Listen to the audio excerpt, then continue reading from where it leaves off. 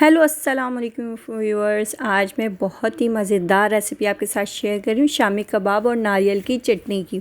ये बहुत ही मज़ेदार रेसिपी है, ज़रूर इसको फॉलो करिएगा, पूरा ज़रूर वॉच करिएगा। और अगर चैनल को सब्सक्राइब नहीं किया तो पहले चैनल को सब्सक्राइब कर दें और वीडियो को लाइक कर दें। चलिए रेसिपी को स्टार्ट करते हैं। पहले मैं आपके साथ शामी कबाब की रेसिपी को शेयर करूँगी, फिर नारियल की चटनी। अच्छा, मैंने 1 किलो गोश्त ले लिया, 1 पाव चने की दाल ले ली। गोश्त को क्यूब्स की उसमें काट लिया था, क्यूब्स की तरह काट लिया था। 1 पाव चने की दाल है 1 किलो गोश्त में। अच्छा, चंद अदद मैंने ले लिए हैं। कुछ साबित मिर्ची, हल्दी 1 खाने का चम्मच ले ली है। लहसुन पेस्ट 2 खाने के चम्मच, अदरक पेस्ट 1 खाने का चम्मच, गरम मसाला 1 खाने का चम्मच, ज़ीरा, साबुत ज़ीरा 1.5 खाने का चम्मच, 1.5 नमक हस्बे ज़रूरत, और प्याज 1 अदद दरमियानी।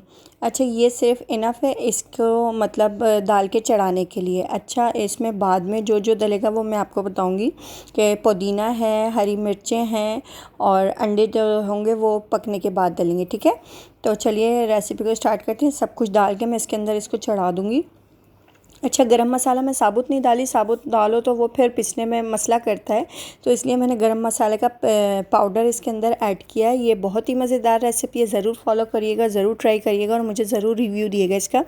मैं बहुत मेहनत से ये वीडियो बनाती हूँ आप लोगों के लिए कि ना जो मुझे आता है वो मैं आपको सिखाऊँ, और ये बहुत ही मैं आसान सी आपको रेसिपियाँ बताती हूँ। अच्छा, मैंने ना ये दाल को भिगो दी थी। भिगोने के बाद इसके अंदर पहले मैं कबाबों का मसाला चढ़ा दूँगी, थोड़ा सा ये मतलब उस पर आँच आ जाएगी, फिर उसके बाद मैं इसके अंदर दाल डालूँगी, क्योंकि गोश्त गल जाता है, दाल नहीं गलती है, तो इस वजह से मैं दाल को बाद में इसके अंदर ऐड कर दूँगी। ये मैंने दाल को इसके अंदर ऐड कर दिया है और इसको मैं अब 1-2 जोश आने के बाद इसको दम की आंच पे रख दूँगी कि अच्छी तरीक़े से गल जाए। अच्छा, इसके ऊपर मैंने वेट रख दिया था कि ना इसकी भाप बाहर ना निकले और ये गल जाए। अच्छा, तकरीबन मेरा ये गल चुका है। मैं बिल्कुल पानी को खुश्क नहीं करती, थोड़ा गीला गीला रहता है, तो वो जब पीसने के बाद जब हम कबाबों की टिकिया बना रहे होते हैं ना, तो वो बिल्कुल खुश्क नहीं होती है। खुश्क से मुराद वो बिल्कुल है ना रूखी रूखी सी नहीं होती, वो जूसी जूसी सी होती है। तो ये वो वाले शामी कबाब बना रही हूँ मैं। तो इसमें हरी मिर्चें मैं पहले ऐड कर दूँगी और पुदीना मेरे पास रखा हुआ था तो ये ऐड कर दूँगी। इसको थोड़ा सा हम ग्राइंड कर लेंगे। ग्राइंड करने के बाद ये अगर मैं साबुत साबुत डाल दूँगी तो ये अजीब सी साबुत साबुत सी है ना, इसमें हरी मिर्चों का है ना वो जो छिलका होता है वो आ जाता है।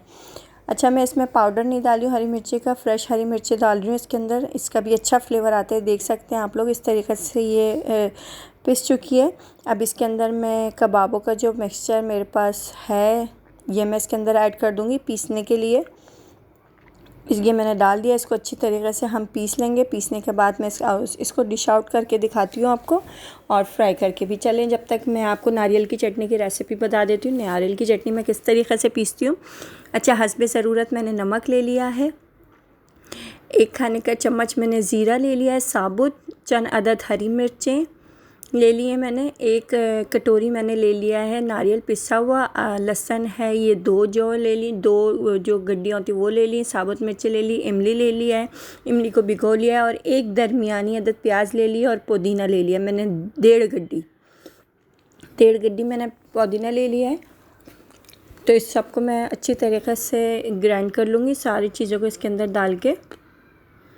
इस तरीके से हम सारी चीज़ें इसके अंदर डाल के, सब कुछ इसी के अंदर डाल के मैं पीस लूँगी इसको। नमक हस्बे ज़रूरत लेना है आपने। बहुत ही मज़ेदार चटनी बनती है ये। मुझे ज़रूर बताइएगा कि आपकी नारियल की चटनी कैसी बनी है।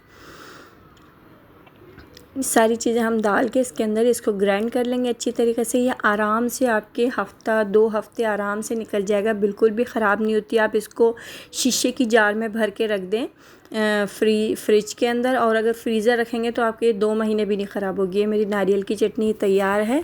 तो चलिए कबाबों पर आ जाते हैं हम।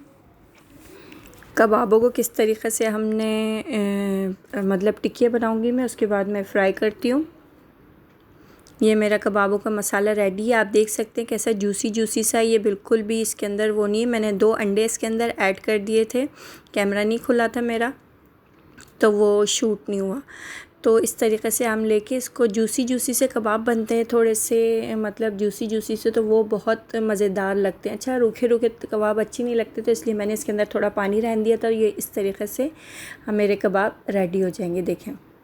और इतना मज़ेदार कोई टेस्ट है इसका, और इतना मज़ेदार है ये। आप हाँ टिक्कियाँ बना के इसको रख दें, और ये आप जब भी कोई मेहमान आ जाए या कुछ भी आ जाए, कोई भी आ जाए, तो इसको आप निकालें और फ्राई करें। बहुत ही मज़ेदार रेसिपी। अगर मिलती हूँ नई रेसिपी में, नई वीडियो में। जब तक के लिए अपना बहुत सारा ख्याल रखिएगा और मुझे दुआओं में याद रखिएगा। अल्लाह हाफिज़।